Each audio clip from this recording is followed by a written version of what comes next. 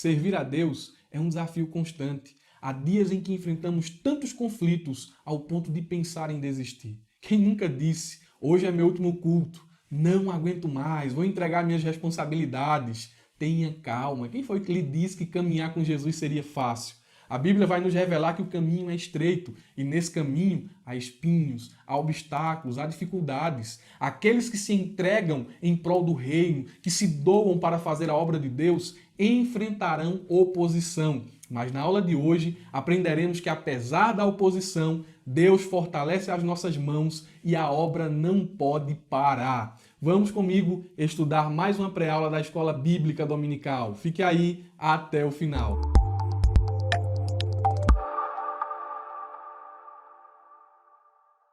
Meus irmãos, quero cumprimentá-los com a paz do Senhor Jesus. Estou muito grato por mais uma vez estar aqui com vocês, estudando a palavra de Deus. Informamos aos irmãos que o subsídio que estou utilizando aqui está disponível aí na descrição do vídeo. Tem um linkzinho azul, você clica e faz o download do esboço. É grátis, não custa nada. É uma excelente ferramenta para o professor que deseja melhor se preparar para ministrar a sua aula da Escola Bíblica Dominical. Aqueles que estão estudando a lição do trimestre passado, algumas igrejas estão repetindo essa revista, temos aqui já uma playlist com todas as pré-aulas publicadas e todos os subsídios disponíveis.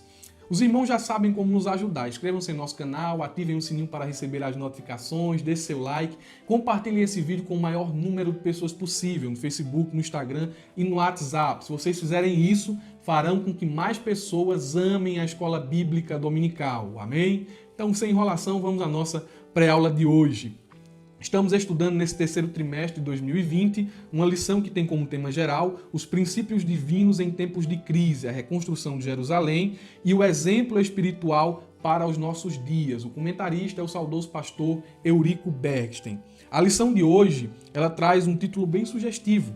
A construção do templo enfrentou oposição. E essa lição será ministrada no dia 28 de julho de 2020, se Jesus não voltar até lá. Falando sobre oposição, e o locus da nossa discussão, da nossa aula de hoje, vai girar em torno da oposição ou dos opositores à obra de Deus, quero dizer aos irmãos que a oposição sempre foi uma realidade presente e contínua na obra de Deus. Isso mesmo.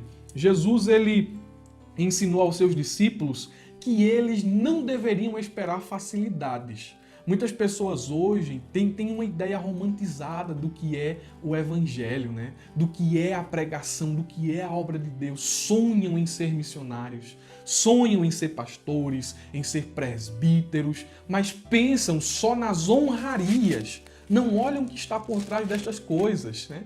Obra de Deus é batalha espiritual. Obra de Deus é guerra, é luta contra as hostes espirituais, contra aqueles que se colocam à disposição de Satanás. Olha a natureza da obra da qual Jesus estava comissionando os discípulos. Ele disse: eis que vos envio ao meio dos lobos. Essa é a natureza da obra, dificuldade, luta, perigo. E esse texto está em Mateus 10, capítulo de número 16. Nesse mesmo discurso, no discurso aos discípulos de Mateus 10, Jesus ele discorreu sobre 3 tipos de oposição. A primeira oposição está em Mateus, capítulo 10, versículo de número 17. Olha o que diz: acautelai-vos, porém, dos homens, porque eles vos entregarão aos sinédrios, ou seja, às organizações religiosas, e vos açoitarão nas sinagogas, né, nas igrejas daqueles dias. Jesus está falando aqui que aqueles que se dispõem a fazer a obra de Deus enfrentarão uma oposição de natureza religiosa. Uma segunda oposição mencionada por Jesus nesse mesmo discurso está em Mateus capítulo 10, versículo de número 18, a oposição por parte do governo. Não pense que os governantes vão abraçar de bom grado a pregação do evangelho, porque o evangelho faz oposição à normatização do pecado. O evangelho é discordar das práticas pecaminosas que os parlamentares, que os senadores, que esse pessoal que faz parte da organização da nação tenta impor aos cidadãos. O evangelho não concorda com aborto, o evangelho não concorda com cartilha LGBT, e isso aqui é uma luta, isso gera oposição. Olha o que diz o texto de Mateus 10, 18. E sereis conduzido à presença dos governadores e dos reis. Por causa de quem? Por causa de minhas ideias? Por causa de meus pensamentos próprios? Não, por causa de mim. Jesus estava dizendo aos discípulos, olha, porque vocês pregam a minha palavra, porque vocês falam do meu nome, porque vocês vivem segundo o reino dos céus, vocês serão perseguidos pelo governo. Né? E uma terceira oposição que Jesus ele discorre ainda nesse mesmo discurso é a oposição até mesmo dentro do seio familiar. Eu conheço algumas pessoas que, depois de aceitarem Jesus, foram expulsas de casa. Houve até um colega meu, muito próximo, ele não é evangélico, mas na minha tentativa de conduzir ele para a igreja, o pai dele certa vez disse assim, eu prefiro ver ele, me permitam aqui essa expressão bem coloquial e pejorativa, mas foi a expressão utilizada por ele, prefiro ver meu filho em um cabaré do que ver ele na igreja. Essa foi a expressão utilizada por aquele senhor. A oposição dentro da família. Olha o que diz o versículo 21. E o irmão entregará à morte o irmão, e o pai o filho, e os filhos se levantarão contra os pais e os matarão. Oposição nessas três áreas. Então, não espere facilidades. Justamente a proposta aqui do título da lição. A construção do templo enfrentou oposição. Aqueles homens que estavam a serviço de Deus, que foram despertados por Deus, estavam fazendo a obra de Deus, enfrentaram oposição. Olha o que diz o texto áureo. Assim edificamos o muro, e todo o muro se cerrou até a sua metade, porque o coração do povo se inclinava a trabalhar. Neemias capítulo 4, versículo de número 6. O texto áureo aqui, ele está falando sobre a construção dos muros, mas a leitura bíblica em classe fala da construção do templo, dos alicerces do templo, das paredes do templo. Mas tanto a construção dos muros, como é o caso do texto áureo, como a construção do templo, que é aqui a proposta da lição, houve sim oposição. Se os irmãos verem, há um trecho aqui nesse versículo que eu acho muito interessante, quando ele diz assim, uma partezinha, você pode até grifar aí, o coração do povo se inclinava a trabalhar. Isso aqui é uma expressão chave do texto. A Bíblia NVI diz o seguinte, o povo estava totalmente dedicado ao trabalho. A Bíblia Viva vai nos dizer, os homens trabalhavam duramente, eles estavam empenhados. E o cenário aqui em que o coração do povo estava inclinado a trabalhar não é um cenário de facilidades. Não é um cenário de tudo na mão, de porta aberta, não. O cenário era um cenário de extrema oposição. Mas mesmo nesse cenário de extrema oposição, a obra não pode parar. Se os irmãos abrirem comigo as vossas Bíblias em Neemias, capítulo 4, os irmãos perceberão que o contexto em que está inserido o nosso texto áureo é um contexto de oposição. Perceba que aqueles que fazem a obra, eu notei aqui no subsídio, vocês podem conferir aí se baixarem, os que faziam a obra foram ridicularizados. Olha o que começa dizendo aqui o versículo de número 1 e o versículo de número 1. E sucedeu que, ouvindo Sambalate, que edificavam o muro, que faziam a obra de Deus, que estavam obedecendo a Deus, ardeu em ira. Esse sentimento de arder em ira, de odiar, é o sentimento que está presente no coração daqueles que se opõem à obra de Deus. E esse sentimento diabólico, ele desencadeia algumas atitudes ofensivas. E a primeira atitude ofensiva de quem tem esse sentimento de oposição, esse sentimento perverso à obra de Deus, é um sentimento de escárnio. Perceba que ele se indignou, a Bíblia diz aqui no versículo 1, se indignou muito e escarneceu dos judeus. A Bíblia NVI diz que ele ridicularizou os judeus.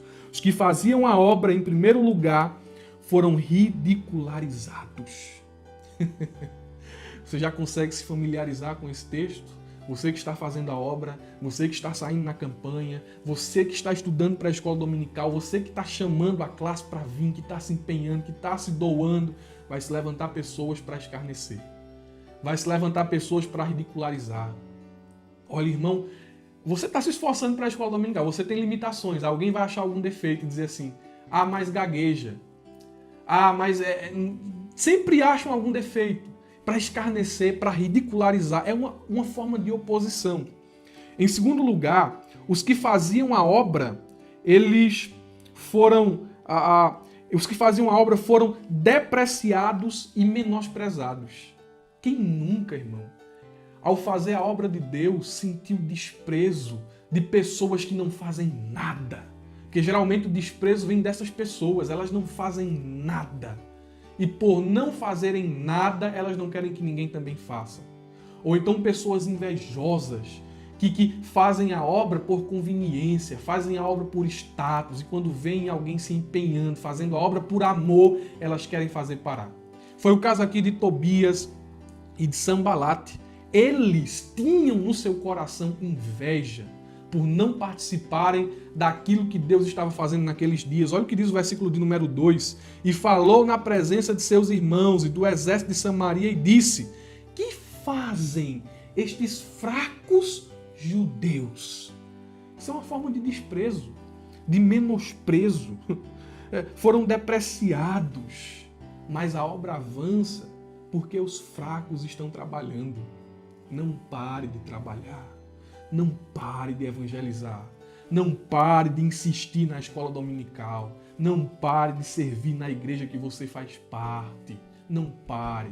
Mas eu tenho pouca força, mas eu tenho limitação. A obra não para, a obra não cessa, porque os fracos estão trabalhando. Glória a Deus por isso. Em terceiro lugar, os que faziam a obra ouviram palavras de zombaria e desencorajamento. Eles ouviram essas palavras que tinham o intuito de desanimar.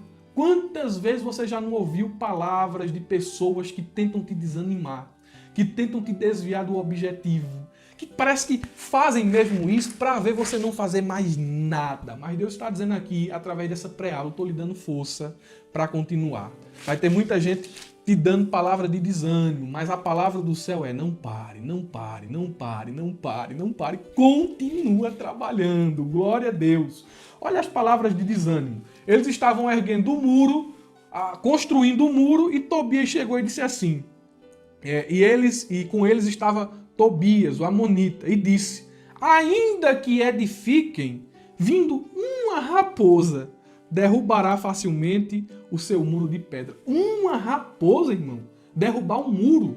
Era uma forma de depreciar, era uma forma de desencorajar, de zombar dos edificadores. Uma raposa derrubar um muro, então o que eles estão fazendo ali não é nada. Mas, meus irmãos, eles estavam segundo a orientação de Deus. O texto áureo aqui é um incentivo para você não parar. Nesse cenário de oposição, a Bíblia diz: o coração do povo estava inclinado a trabalhar. Era Sanbalate ardendo ira, era Tobias zombando do povo, escarnecendo, e o coração do povo inclinado a trabalhar. Os homens trabalhavam duramente, o povo estava dedicado ao trabalho. Esse texto é um incentivo, um encorajamento à resistência, à perseverança, a não parar, a não desistir, pois mesmo diante dessa oposição, eles estavam com a mão na massa. Glória a Deus. A verdade prática nos diz assim: se confiarmos verdadeiramente em Deus, venceremos todas as resistências do maligno. Perceba que na Bíblia há vários exemplos de oposição à obra e àqueles que estavam envolvidos na obra. O que eu citei aqui de Neemias e a reconstrução dos muros é apenas um dos muitos. Vou citar aqui rapidamente: a oposição de Faraó à libertação do povo da opressão do Egito. Moisés disse: olha, Deus mandou te dizer, Faraó, deixa meu povo ir, me adorar no deserto, me servir. Faraó disse: quem é esse Deus? Quem é esse Senhor? É uma forma de oposição. Não aceitou. Uma segunda oposição, a oposição de Corá, Datã e Abirão contra Moisés e Arão, Números capítulo de número 16, versículo 1 ao 50, se oporam à liderança de Moisés. Eles queriam ter preeminência, eles queriam cargo, eles queriam também ser bem vistos. Mas Deus não chamou Corá, Deus não chamou Datã, Deus não chamou Abirão, Deus chamou Moisés. Deus chamou Arão. Aí tem muita gente que quer ser chamado por Deus e no intuito de ser chamado por Deus se levantam contra autoridades constituídas. A terceira oposição aqui, não poderíamos deixar de citar, a oposição sofrida por Jesus, por parte dos escribas, dos saduceus e dos fariseus. Analise Hebreus capítulo 2, versículo 13. Em quarto lugar, a oposição dos judeus e dos falsos irmãos contra o apóstolo Paulo. Anote aí as referências, Atos 28, 19, 2 Coríntios 11, 26. Qual é a aplicação aqui da verdade prática? A verdade que nós devemos praticar. Eu notei aqui, a confiança em Deus deve ser a primeira atitude do crente. Você está passando por um momento de oposição, confie em Deus. Tem muita gente que pensa que no momento da oposição, a primeira atitude é desistir, é parar. Se não concordo eu vou embora, eu vou sair, eu não quero mais isso, não dá mais certo. Não. Primeira atitude de um crente em um cenário de oposição é confiar em Deus. Porque em todos os episódios onde houve ferrenha oposição, Deus ele agiu em favor dos seus servos. Veja se isso não é verdade. Foi Deus quem quebrou Faraó e julgou a terra do Egito. Foi o Senhor quem fez abrir um buraco na terra e nesse buraco caiu Corá, Datã e Abirão. Foi Jesus, Deus, ele sujeitou a Jesus todas as coisas. A Bíblia vai dizer em Filipenses 2,9 que ele foi exaltado soberanamente. Jesus sofreu oposição por parte dos homens, e esses mesmos homens maus o crucificaram, mas Deus o ressuscitou dos mortos, e sobre o nome de Jesus todo joelho se dobrará e toda língua o confessará. Perceba que Paulo venceu todas as oposições, mantendo-se firme na presença de Deus e confiando nele. Filipenses, capítulo de número 4, versículo 13, a Bíblia diz: tudo posso naquele que me fortalece. Sei passar pelo dia mal, pelo dia bom, porque ele que está me fortalecendo. Sei passar pelas provações, mas também sei passar pela abundância. É Deus quem está me fortalecendo em todas as ocasiões. Então, se você tem que praticar uma verdade aqui dentro da verdade prática, é confiar em Deus. Confie em Deus. Mas irmão Murilo, é oposição daqui. Confie em Deus. Deus é a sua resposta. Mas fulano não gosta de mim. Deus é a sua resposta. Mas eu estou fazendo e não estão querendo deixar fazer. Deus é a sua resposta. Mas eu vou sair, eu não quero mais. Deus é a sua resposta. Glória a Deus. O ponto central nos diz assim: devemos manter a confiança em Deus, apesar das circunstâncias adversas. Olha, irmãos, tem um texto aqui que cabe perfeitamente neste ponto central da lição. Romanos, capítulo de número 12, versículo 11 ao versículo de número 12. Olha o que diz esse texto. Abra a Bíblia aí, confira, viu? Confira. Nunca falte a vocês o zelo. Isso não pode faltar. Sejam fervorosos no espírito. Sirvam ao Senhor. Alegrem-se na esperança. Sejam pacientes na tribulação, perseverem na oração. O que é que esse versículo aqui está ensinando? Ele está ensinando como deve ser o nosso comportamento diante das dificuldades. Aqui está o segredo da vitória do crente. Deus é a nossa resposta, mas nós devemos aguardar a resposta de Deus nos comportando pautados no que ensina esse versículo. Veja como a gente vai desmembrar o versículo aqui e vai ficar claro. Olha, tem oposição, o que é que eu devo fazer? O versículo responde: devemos preservar o zelo e o fervor. Não perca o zelo, não perca o fervor. É no cenário de oposição, mas vá trabalhando com alegria, vá trabalhando com fervor. Bendito seja o nome de Jesus. Mas tem oposição. Aí o versículo diz assim: nós não podemos perder a alegria na esperança. Não deixe que uma cara feia, não deixe que besteirinhas tirem a tua alegria de servir a Deus. Se policie com relação a isso, faça uma autoavaliação. Você que está parado, você que desistiu, você que está dizendo assim: eu vou entregar, vou parar, vou desistir. Faça uma autoavaliação. O que é que está te levando a tomar essa decisão? E você vai ver que às vezes é coisa pequena. E mesmo que seja uma coisa grande, olhe para esse texto e diga assim: vou ter alegria na esperança. As circunstâncias não vão tirar o desejo do meu coração de servir a Deus. Em terceiro lugar, tem oposição, mas o versículo diz: precisamos ser pacientes na tribulação. Então, aqui está tudo. Precisamos ter paciência na tribulação. Não é momento para desespero, não é momento para agir precipitadamente, não é momento para responder na mesma moeda, porque tem gente que acha que quando enfrenta uma oposição dentro da igreja, ele tem que mentir igual a outra pessoa está mentindo. A fulano de tal está falando mal do que eu estou fazendo, então eu vou falar mal do que ele está fazendo também. A gente não responde na mesma moeda. O texto bíblico está nos orientando a sermos pacientes na tribulação. E em quarto lugar, uma das dicas mais poderosas, um dos imperativos aqui, primordiais, basilares, perseverem na oração. Mas, irmão, oposição. Onde tem oposição é o cenário perfeito para você dobrar os joelhos e entregar tudo na mão dele. Olha, foi isso que Neemias fez. O versículo de número 4 é uma oração. Ele diz, olha, 4:4 de Neemias, ouve, ó nosso Deus, que somos tão desprezados. Ele começa a orar. A oração é o segredo para vencer as dificuldades. A oração é o segredo para ver a obra avançar. A oração é o segredo para se manter de pé mesmo em meio à oposição. Bendito seja o nome de Jesus. Isso aqui é o segredo do comportamento do crente diante das dificuldades. Não perder o fervor e o zelo, não perder a alegria na esperança, ser paciente na tribulação e perseverar na oração. O primeiro ponto da nossa lição nos diz assim: os alicerces do templo são lançados. Nas lições anteriores, os irmãos podem ver aqui no card, os irmãos podem conferir a lição de número 3, lição de número 2, lição de número 1. Falamos sobre o contexto daqueles dias e eu não quero me deter tanto aqui nesse ponto, até porque acho que já foi bem explicado e o professor presente na escola dominical já está por dentro, já tem uma visão panorâmica de todos os acontecimentos. E ele entende que no ato dos alicerces do templo serem lançados, aquilo ali era um cumprimento da promessa. Era a vontade de Deus. E eu coloquei 2 pontos aqui bem interessantes no subsídio.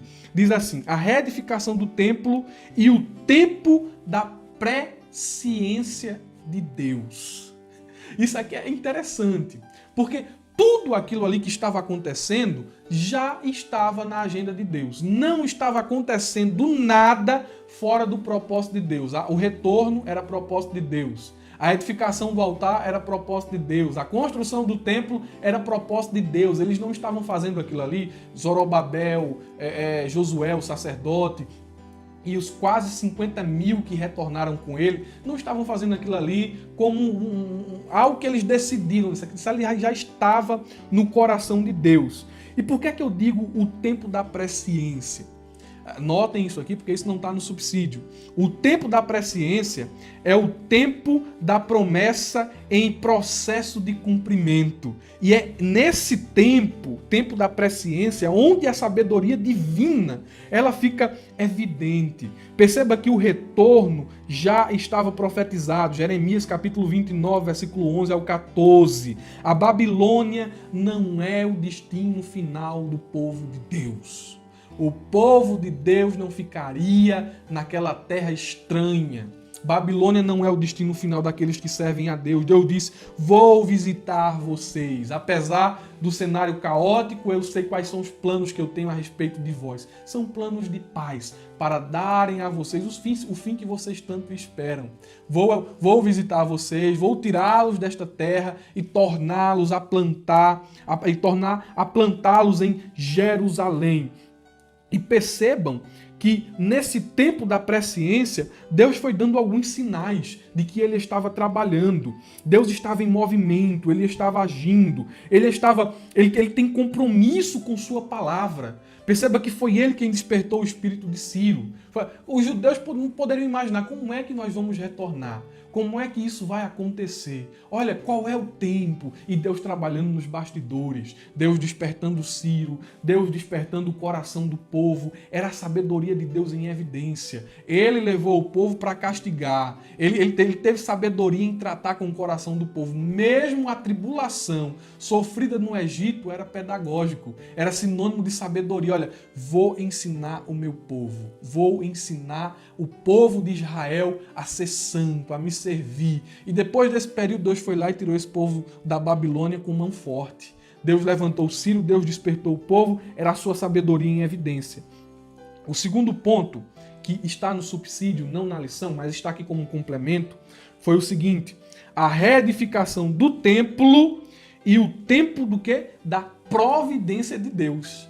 Perceba que Deus, ele agiu sabiamente para que o povo retornasse e começasse a edificar Jerusalém novamente. Tempo da presciência. Mas houve o tempo da providência. E o que é o tempo da providência? É o tempo da promessa em processo de cumprimento, onde o poder e a soberania de Deus ficam evidentes. É onde Deus começa a dar sinais visíveis, palpáveis de que Ele está agindo, de que Ele está fazendo, de que Ele está no controle, de que Ele está indo na frente, de que o povo não está sozinho. Olhe, os sinais perceptíveis que tornaram a soberania de Deus visível às pessoas. O primeiro sinal, Deus moveu o coração do povo para que eles contribuíssem com a reconstrução do templo. Deus moveu o coração dos israelitas. Deus moveu o coração dos povos vizinhos para que contribuíssem com a obra de Deus, para que o povo saísse de Babilônia não de mãos vazias, mas saíssem com riquezas, com tesouros, com recursos, para que a obra fosse feita. É o tempo da providência, oh glória! Eu estou sentindo de Deus aqui de dizer que o tempo da providência está chegando. É o tempo que Deus vai dizer, estou abrindo, sou eu que estou fazendo.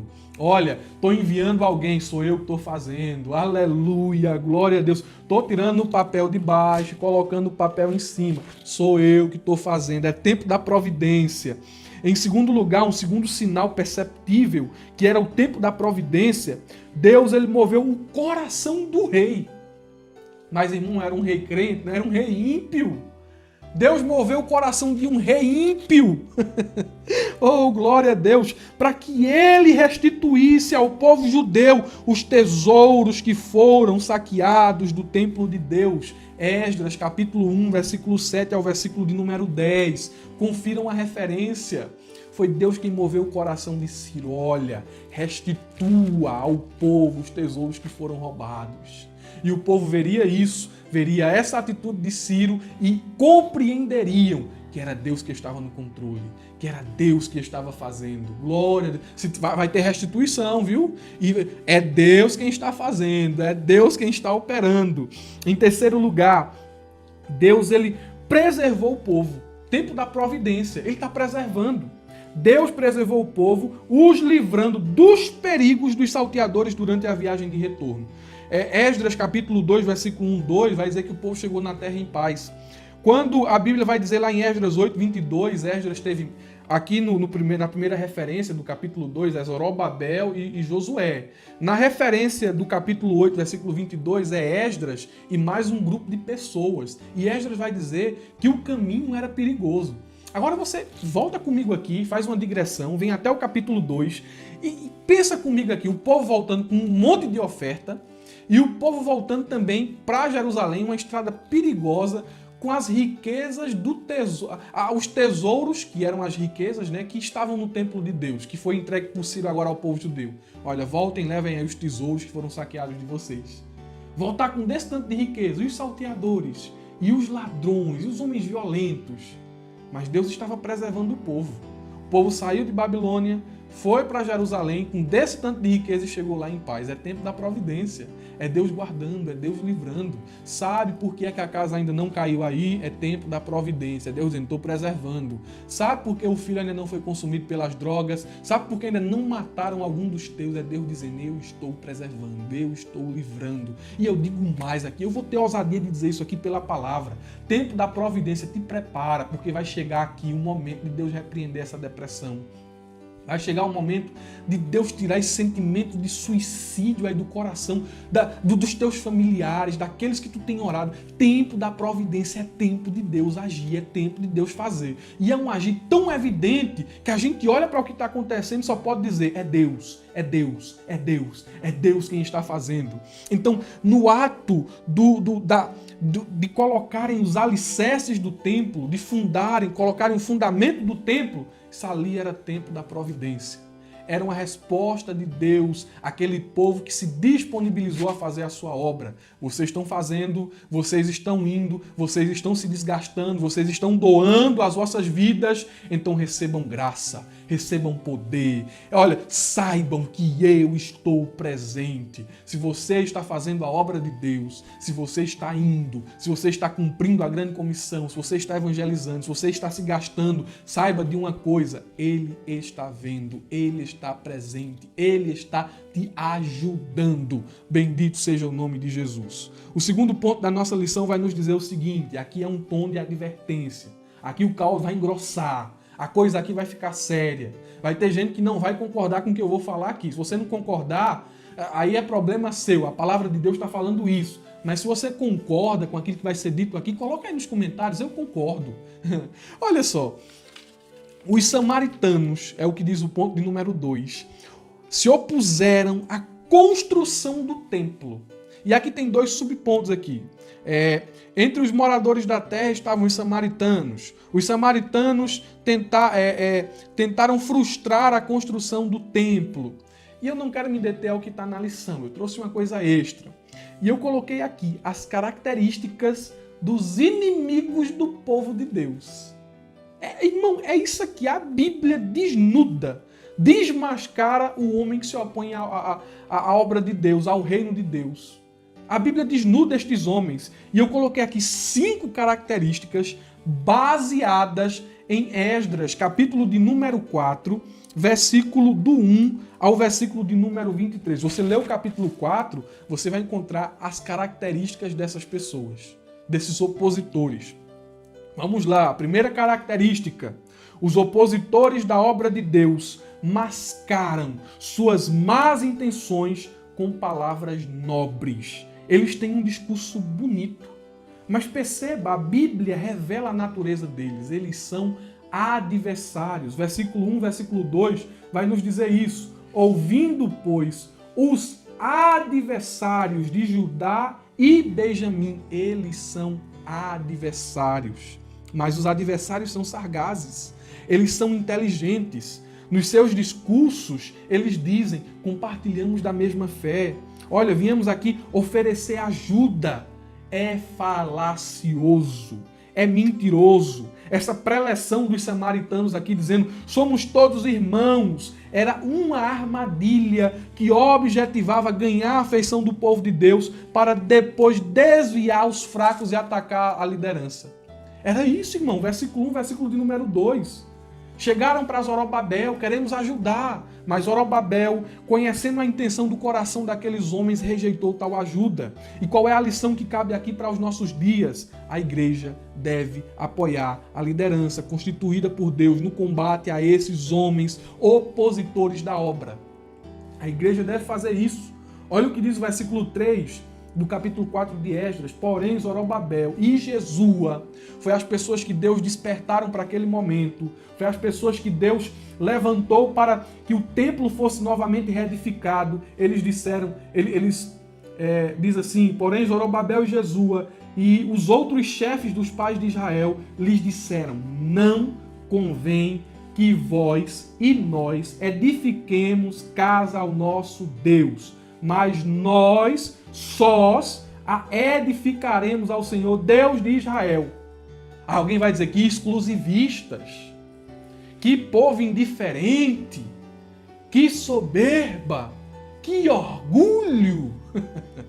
Os samaritanos chegaram dizendo, olha, vamos oferecer ajuda. Também adoramos a Deus, mas a Bíblia vai nos revelar em outros livros, em crônicas, que eles adoravam a Deus, mas também adoravam a outros deuses. E a liderança entendeu que isso era ruim para o povo que estava trabalhando. Esse sentimento samaritano de adorar a Deus e mais outros deuses iria contaminar o resto da congregação. Então, olha, nós não temos parte com vocês.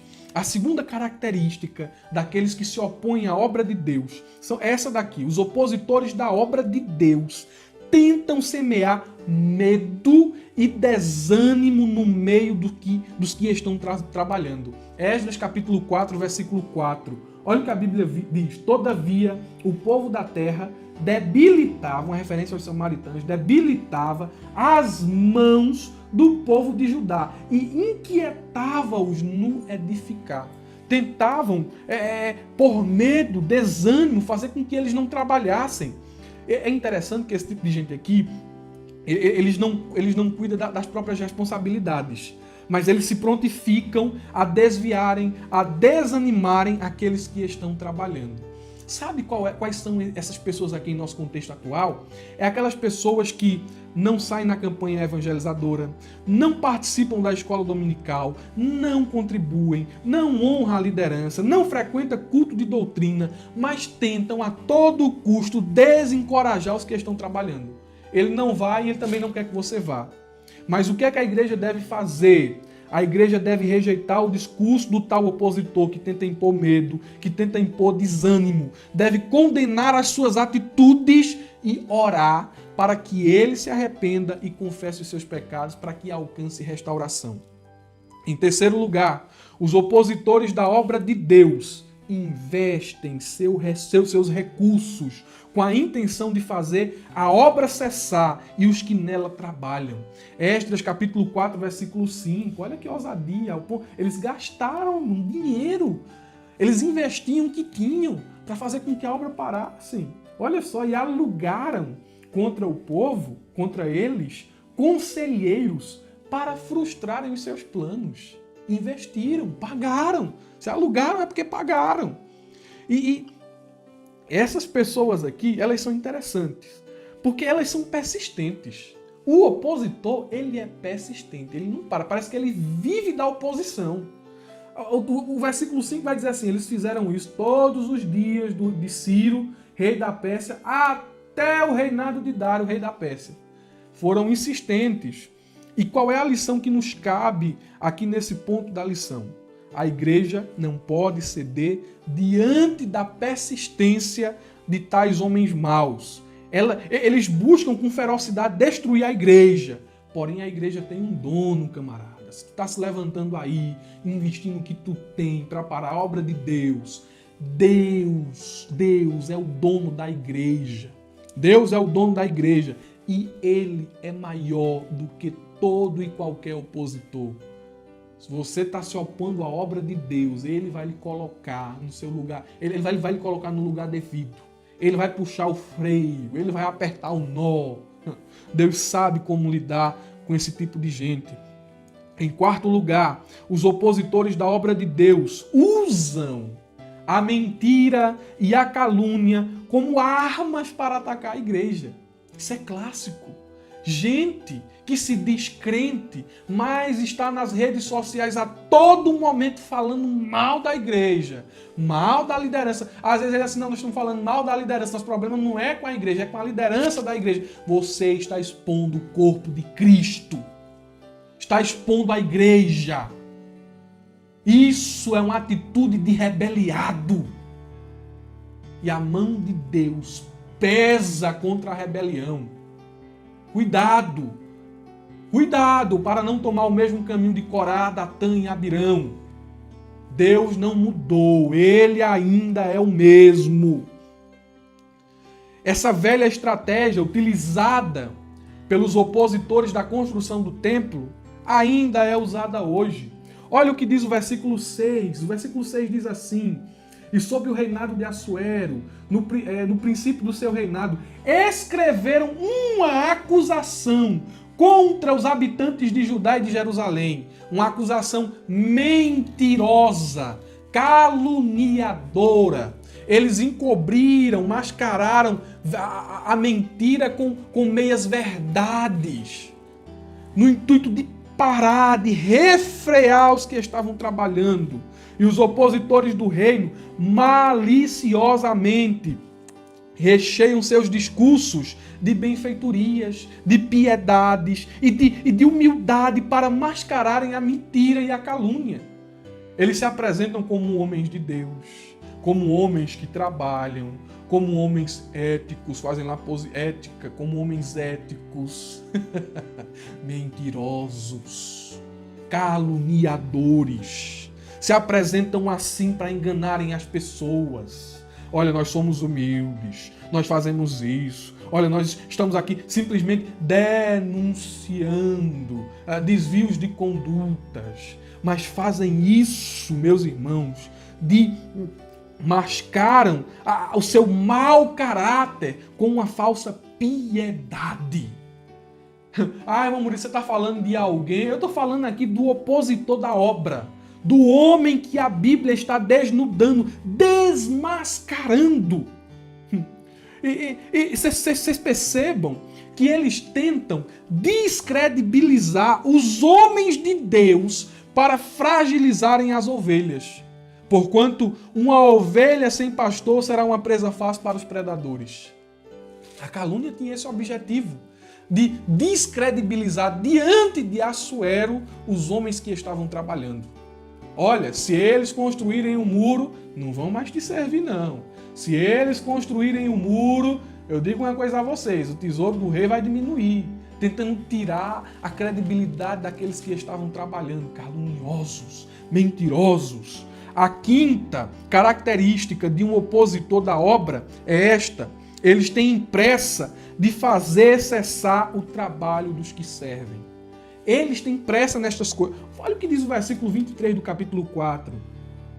Diz assim, versículo 23. Então, depois que a cópia da carta ao rei Artaxerxes se leu perante o rei Reum, ele diz assim, apressadamente, finalzinho do versículo, apressadamente foram eles a Jerusalém, aos judeus, e os impediram à força do braço e com violência. Essas pessoas, esses opositores, eles não têm limites. Eles usam meios carnais, usam meios das trevas para fazerem cessar a obra de Deus, e eles têm pressa. Suas obras são más, seu coração está cheio de violência. O texto diz, eles impediram com a força do braço e com violência eles fizeram isso.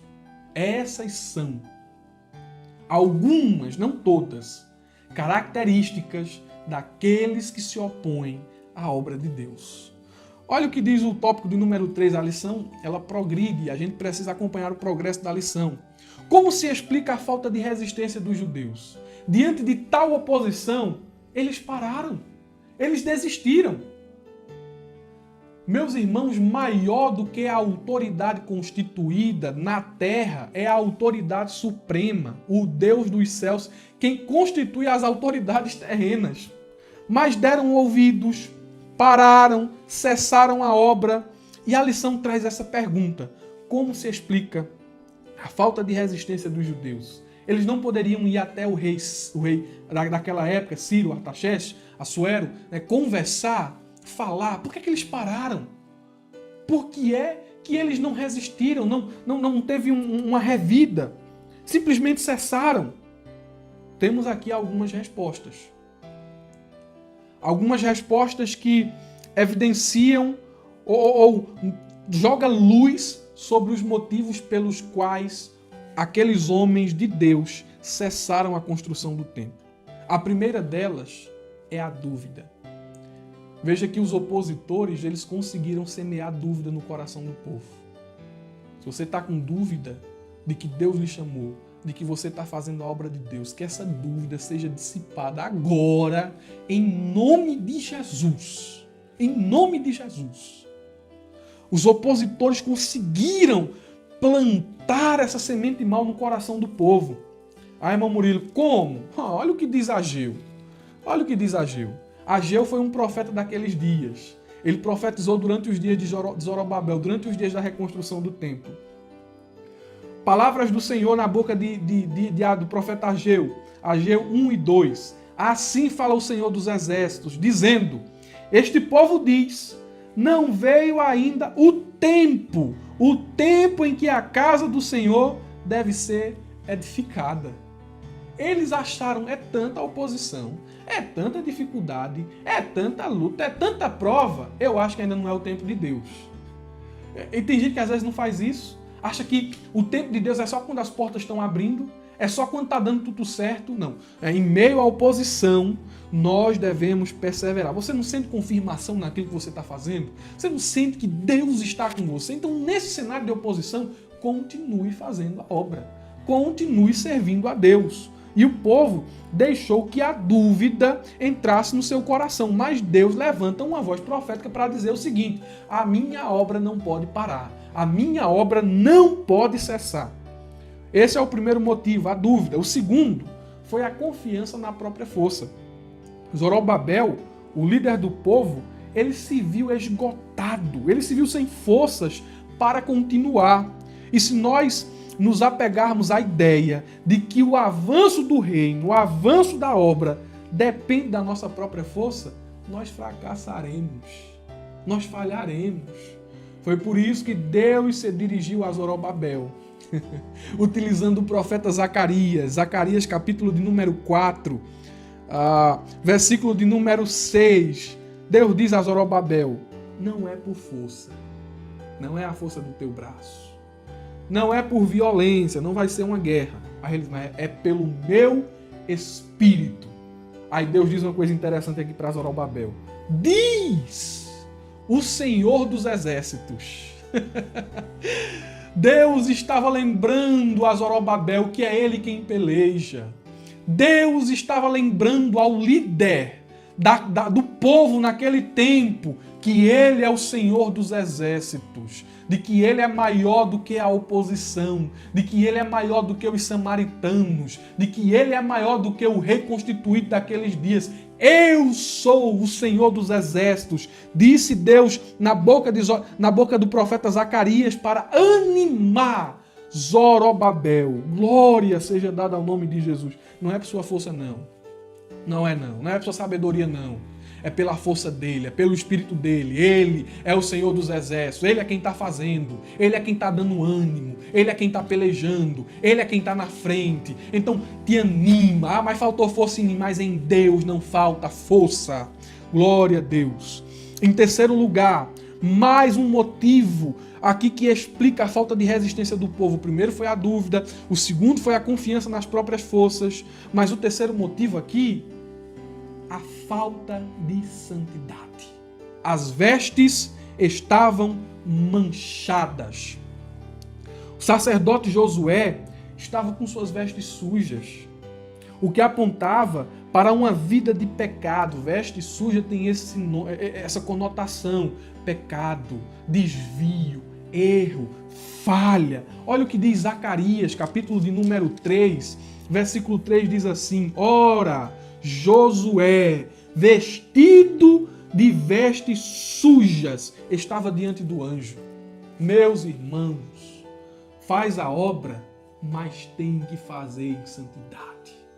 Porque a veste suja, o pecado, minou a autoridade espiritual deste sacerdote e solapou sua confiança de depender e de buscar a Deus diante das investidas do inimigo. Porque qual era o papel aqui do sacerdote? Olha, os homens aqui estão se levantando. Os samaritanos enviaram cartas, estão mentindo. Mas vamos orar.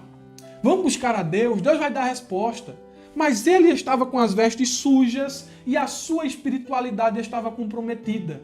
Ele não teve essa atitude, porque quem anda em pecado, quem está com veste suja, não tem essa atitude aqui de orar, de buscar, de pedir a orientação, de pedir a intervenção de Deus, não. Aí Deus primeiro tratou da veste suja. Deus foi lá e disse a Josué que ele deveria trocar as vestes. Tirar as vestes sujas, deixar o pecado, abandonar estas coisas, as coisas que não agradam a Deus e vestir vestes limpas, santidade. A igreja precisa buscar um viver santo, porquanto o pecado conduz indubitavelmente o homem à derrota. É tempo de tirar as vestes sujas. Mas, irmão Murila, é tempo de tirar as vestes sujas. Mas, irmão Murila, se as vestes estiverem sujas, Deus vai me rejeitar. Deus não vai te rejeitar. Deus não vai te excluir. Deus te chamou. Deus sabia quem tu era antes de te chamar. Deus sabe quem você é. Ah, mas as vestes estão sujas. É um problema. Mas Deus tem um remédio. Deus tem a solução. Ele não está te rejeitando. Ele está dizendo: tire as vestes sujas e coloque vestes novas, vestes limpas. E vai trabalhar. Vai se esforçar. Vai fazer a obra. Glória seja dada ao nome de Jesus. Esses aqui são pelo menos os 3 motivos que explicam a falta de resistência do povo. Nós temos um último tópico que diz assim: a reação dos samaritanos, quando os judeus cessaram de fazer a obra. Mas eu não queria terminar aqui com a reação dos samaritanos. Eu queria terminar dizendo que a obra não pode parar. A obra não pode parar. A obra não pode parar. Por que a obra não pode parar? Porque o trabalho que a igreja realiza não é dos homens, é de Deus. Zorobabel parou, mas Deus levantou os profetas. E os profetas profetizaram. A obra não pode cessar. Bendito seja o nome de Jesus. Confira na sua Bíblia, Esdras capítulo 5, versículo de número 1. A igreja, ela avança em um cenário de oposição. Os inimigos se levantam e aparentemente parecem prevalecer. Aparentemente, eles parecem estar ganhando notoriedade. Aparentemente, eles parecem estar ganhando credibilidade. Aparentemente, eles parecem estar progredindo. Eles parecem estar realizando seus maus propósitos. Mas estes homens inescrupulosos verão a obra de Deus completa. Eles estão se levantando contra a obra para que a obra pare, para que a obra cesse, para que a obra não avance. Mas eles vão ver a obra concluída. Oh, glória a Deus! Seus esforços serão debalde. E é interessante que a igreja deve avançar.